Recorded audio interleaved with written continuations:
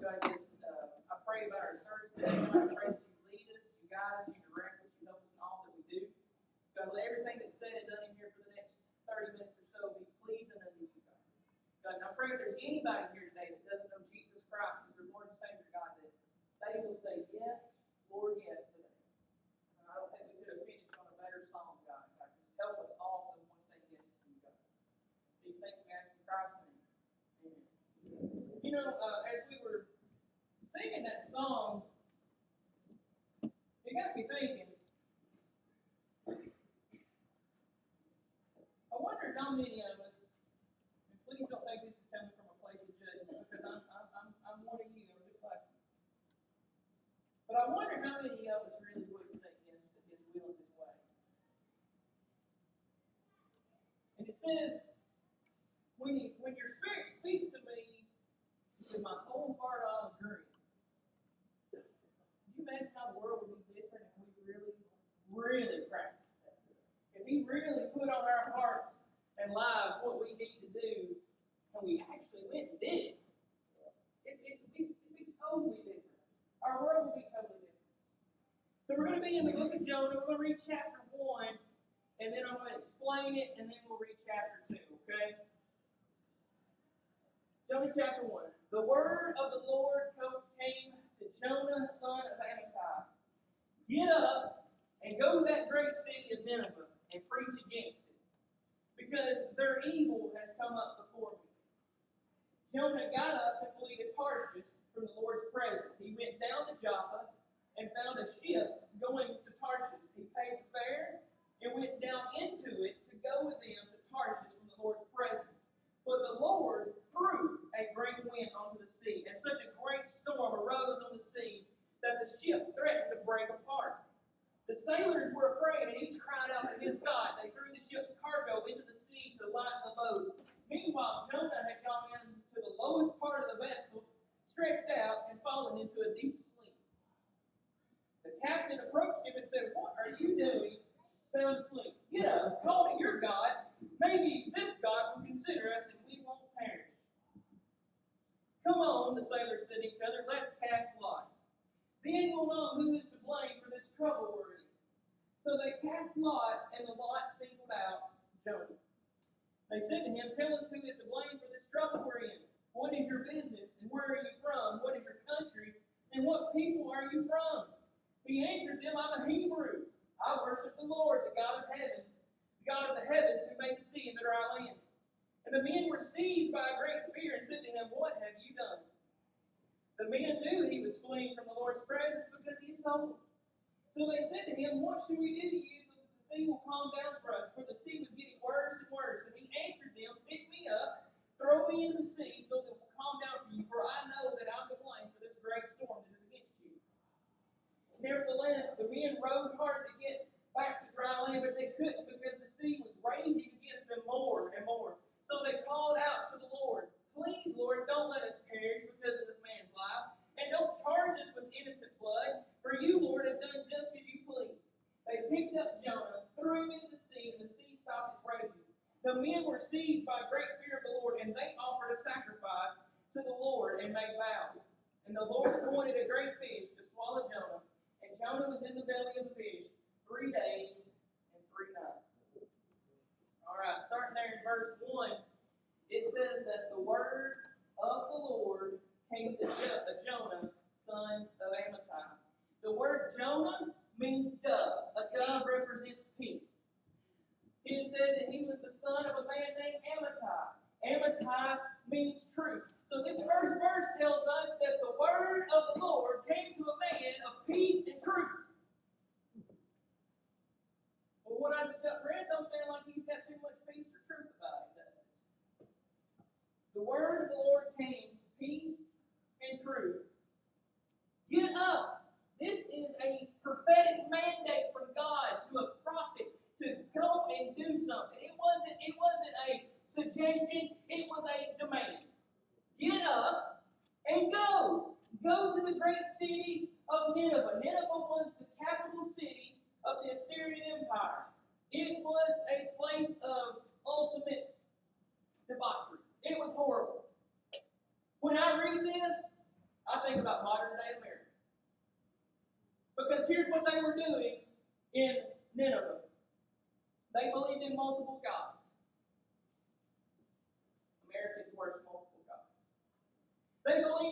extreme brutality. Turn on the TV, turn on the internet, all you're going to hear about violence.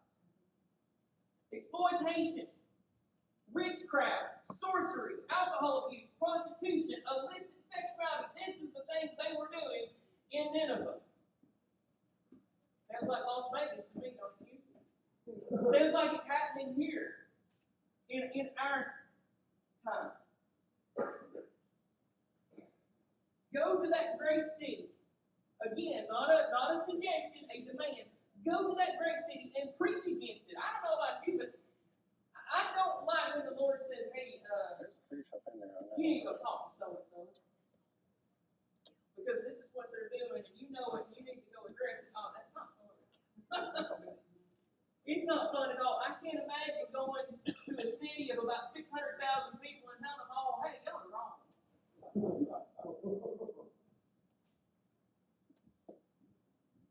Jonah gets up to flee from where he was at. So he goes down to Joppa and found a ship going to Tarshish. If he was going to go to Nineveh, where he was supposed to go, he would have went to Joppa, and from Joppa to Nineveh would have been about 550 miles. Nineveh is in present-day Iraq, Mosul, Iraq. But Jonah decided that he's going to go to Tarshish. Tarshish is in modern-day Spain. He went 2,500 miles from Joppa. He was on his way 2,500 miles. He was going to go over 2,000 miles in the opposite direction of what God had called him to go. He was running hard, folks. He did not want to go to the people of Nineveh. He pays the fare. He goes into them to get away from the Lord's presence. Verse 4, but the Lord threw a great wind onto the sea, and such a great storm arose on the sea that the ship threatened to break apart, and the sailors were afraid. Now these are men who are on the sea every single day of their life. They should not be scared of a little wind. But this tells us that God himself put that wind out there, so it was a little bit stronger than what they were used to. And so they're out there, they're terrified, and it says that they cried out to their gods. So just like the people of Nineveh, they believed in several gods. It was kind of like when Paul goes to the city of Athens and they have all these the little gods set up of everybody, that they worship, because they didn't want to miss somebody. They were afraid they were going to miss out on the one they actually needed to worship. They even had one to the unknown God. If you remember, Paul said, the one that you worship is unknown is the one that I know. He's the God of heaven.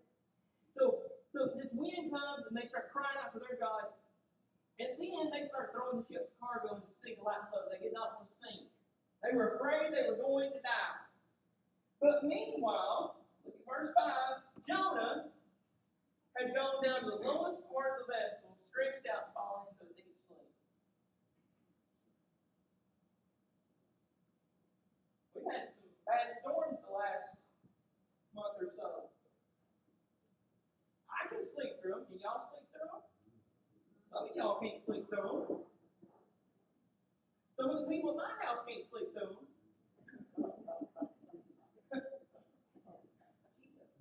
Chico and his mother can't sleep through them.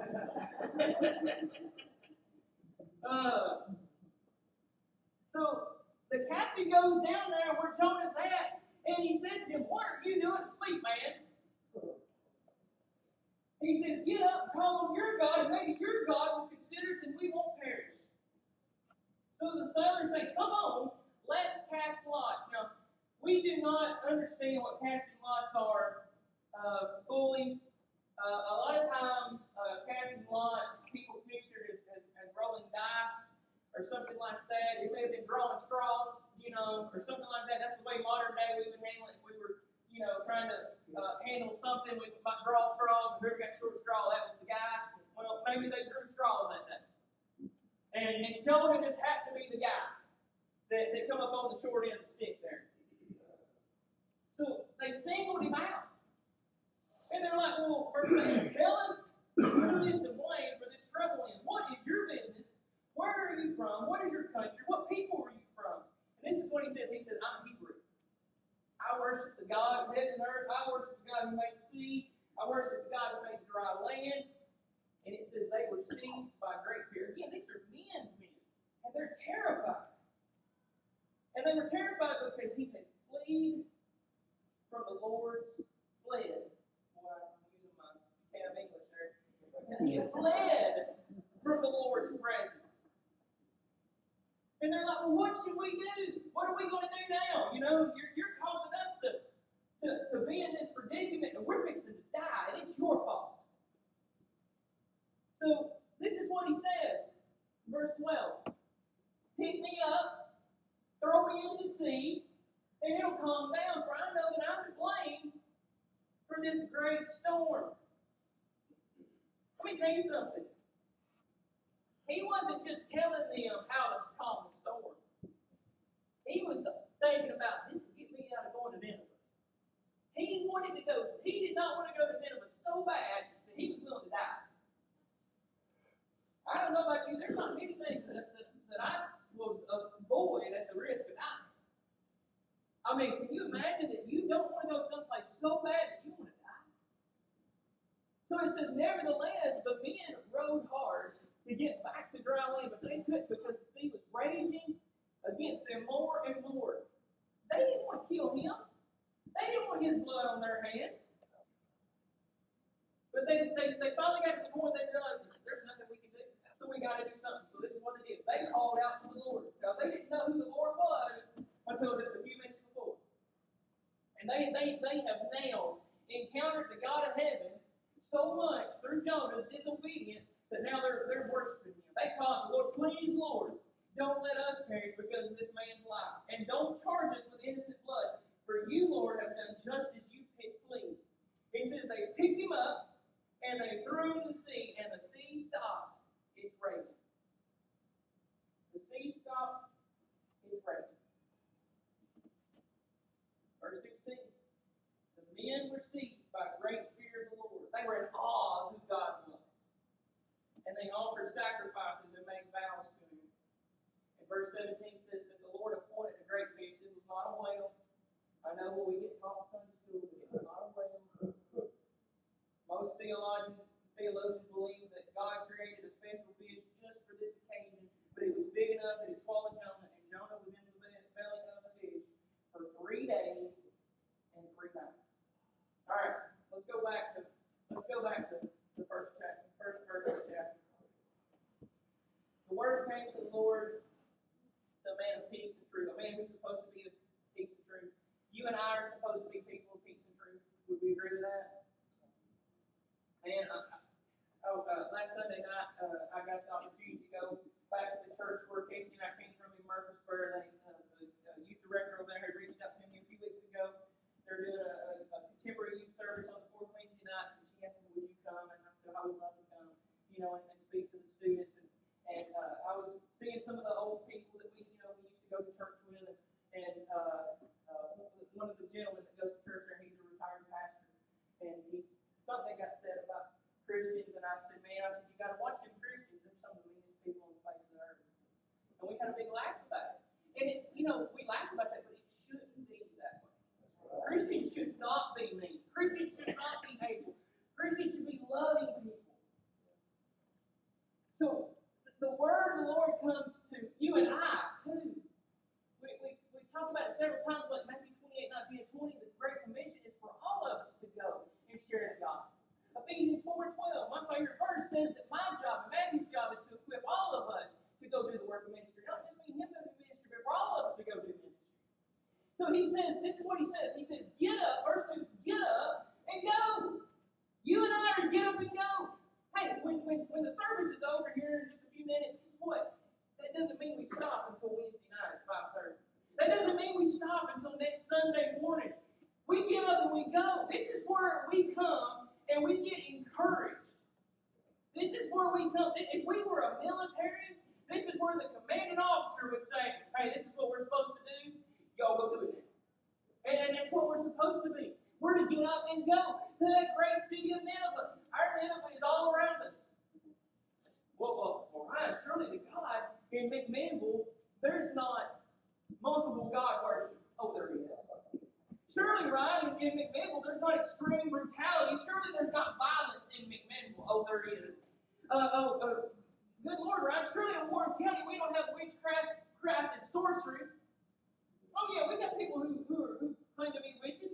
Surely in McMinnville and Warren County we don't have alcohol abuse, drug abuse, prostitution, and illicit sexuality. Oh, we do. It's there. It's there, and we can find it if we want to. But we are to go and we are to preach against it. Now, I'm going to tell you something. I'm not telling you now that we need to go take our Bibles and walk up to somebody and say, "How dare you?" and smack them across the face with your Bible. That's not going to win with Jesus. It'll turn them off real quick. They got to know that you and I are messed up, that we are broken just like they are, that we do wrong, and that we want to love them where they're at. So here's what Jonah does, and here's what we often do. We flee. We run. We know that God's got something special for us. He wants us to do. He's going in that direction. We're like, I'm not going that way. I'm going. And then we wonder, here's what we wonder. We wonder why our lives are so troubled. We wonder why our lives are in such a mess. And we know that God's going in that direction, and we know that that's the direction we want to go and should go, but our flesh is over here saying, go this way. So he flees, just like we do all the time. But the Lord, verse 4, threw a great wind onto the sea, and such a great storm arose on the sea that the ship threatened to break apart. Some of us in here this morning probably feel like our lives are fixing to sink, that it's fixing to be over. We feel broken. We feel hurt. And it's because we're running from God. Child of God, if you're running from God this morning, your life feels broken. If you don't know Jesus Christ, your life feels broken. And it says that the sailors were afraid. If you got people around you doing life with you, and they were having to do life with each other because they're on this sea together, but if you got people doing life with you, they're terrified when you're going through a storm. They're terrified when you're not listening to God. When I'm not listening to God. And we try to fix it. Well, what are we going to do? We're going to throw all the cargo out. Obviously, these men were trying to make money, and they don't want to die so bad that they're willing to throw away the stuff that they're obviously probably going to try to sell. But Jonah goes down in the boat and goes to sleep.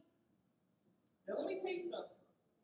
If you and I can be running from God, God's going in this direction, I'm choosing to go in this direction. If you can lay your head down at night, go to sleep, and not have any concerns, you're in a bad spot. Being outside of the will of God ought to terrify every one of us. It ought to scare us to death that God wants us to do something, and we are choosing to go the opposite direction. So if you get to the point that it doesn't bother you anymore, you got to ask yourself, what am I doing? Captain approaches him in verse 6 and says, what are you doing sound asleep? Call to your God. Maybe your God won't let us perish. And so they cast lots, like I said, they kind of drew straws or whatever they did at that time to single out Jonah. And they look at him and say, hey man, you crazy idiot, what are you doing? How dare you put us in this position? And he tells them, I'm running from the Lord. You know, I invited a lady, and I won't tell you who she is, because if I tell you who she is and where she works, everybody in this room is going to know her, okay? Or 90% of y'all going to know her. But I invited her for Easter. Matthew and I, Casey were at the store one day, and after we'd done our Wednesday morning devotion, and I said, hey, what has told you where she works? Okay. Anyway, I said, hey, I'd love to invite you to church. She looked at me and she said, that church building would fall in. You know, there's been some pretty bad folks in church buildings in our lifetimes, and the church buildings haven't fallen in. It's not going to fall in. Okay, it's not going to. But I'm going to tell you something, when a person who says they're a Christian, and God's going in that direction, and we're going in the opposite direction, we might ought to be scared that the building might fall in. We might ought to be scared that lightning might strike, and we might be standing there beside. We might ought to be afraid.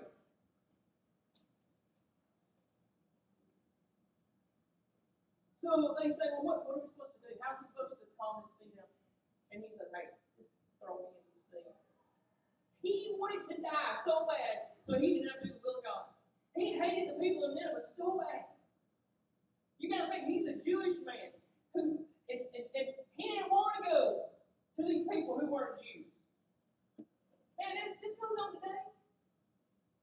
It goes on in our church. Some of y'all looking at me like I'm nuts, but it does.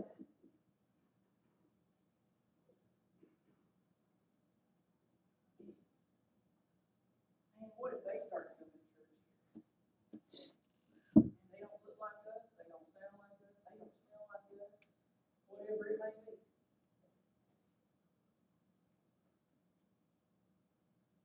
My brother down there in Florida, he's fixing to start a recovery ministry for drug addicts. Some of the people in his church are already saying, what are we going to do when them people get here? How sad. How sad. What are we going to do with them people? We are them people. We are them people. They just sin different than we do. He says, pick me up, throw me in the sea. I'm the one to blame, and the storm will stop. But the men didn't want to throw him in. So they rowed hard. Didn't work. So they called God, and they say, don't charge us with his blood. So they picked him up, and they threw him into the sea. And guess what? Immediately, the storm stopped. Immediately. Now, Jonah's probably up there in that raging sea, thinking, all right, sweet death, and I'm not going to Nineveh. This is what happened. The men were seized by great fear. They offered a sacrifice to the Lord, and they became believers on God right then. And the Lord appointed a great fish to swallow Jonah. Jonah was in the belly of the fish for 3 days. So, church, how far can you and I run from the presence of God and be okay with it? Can we rest while we're running? I hope we can. We have a serious heart issue. We can. So Jonah is in this fish. Now, this is what happened to Jonah in chapter 2. Chapter 2, verse 1. Jonah prayed to the Lord his God from the belly of the fish. Now, some people are not sure who wrote the book of Jonah. I'm going to tell you something. When he starts talking here and saying, you almost got to believe that he wrote it himself. Now, he wrote some of it from a third-person point of view, which was very, that was kind of how they wrote in the Old Testament time.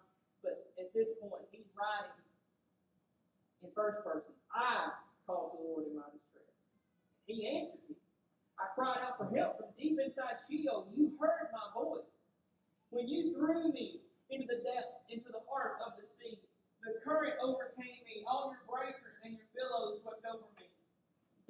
And I said, I have been banished from your sight, yet I will look once more toward your holy temple. The water engulfed me up to the neck. The watery depths overcame me. Seaweed was wrapped around my head. I sank to the foundations of the mountains. The earth's gates shut behind me forever. Then you raised my life from the pit, Lord my God. As my life was fading away, I remembered the Lord, and my prayer came to you, to your holy temple. Those who cherish worthless idols abandon their faithful love. But as for me, I will sacrifice to you with a voice of thanksgiving. I will fulfill what I have vowed. Salvation belongs to the Lord. And the Lord commanded the fish, and it vomited Jonah onto dry land. If you and I, and you know, and I know if I know the will of God. You know if you're out of the will of God. So here's what you got to do today. You got to pray. Dear God, I don't know why I have run so far away from you, but today I'm coming back home. Today I choose to do it your way, God. He says there in verse 2 that he's deep inside Sheol. Sheol is the grave. You and I feel worthless. We feel dead when we're not doing the will of God. We feel like we're drowning in life. It says there in verse 3 that the breakers and the billows have swept over me. We feel like, verse 4 says, I've been banished from your sight. We feel like God's nowhere around it. It's not that he moved, it's that I moved, it's you moved. We're not by the water and gulped up to my neck. The water depths overcame me. Seaweed was wrapped around my head, and I sank to the foundations of the mountain. The earth's gates shut behind me forever. When that big fish's teeth closed down on top of each other, he felt like he was going to die.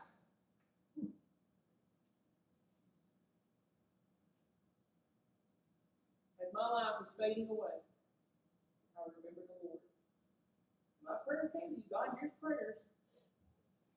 Those who cherish worthless idols abandon their faith and love. But as for me, don't worry about what everybody else does.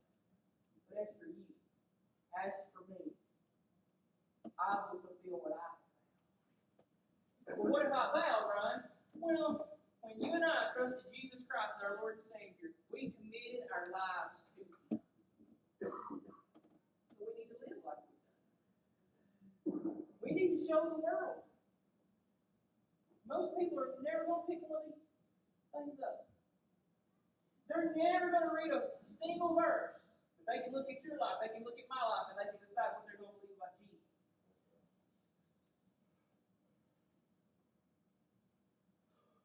Salvation belongs to the Lord, and the Lord commanded fish, and He followed the stone on His dry. I don't know what your relationship is with God this morning.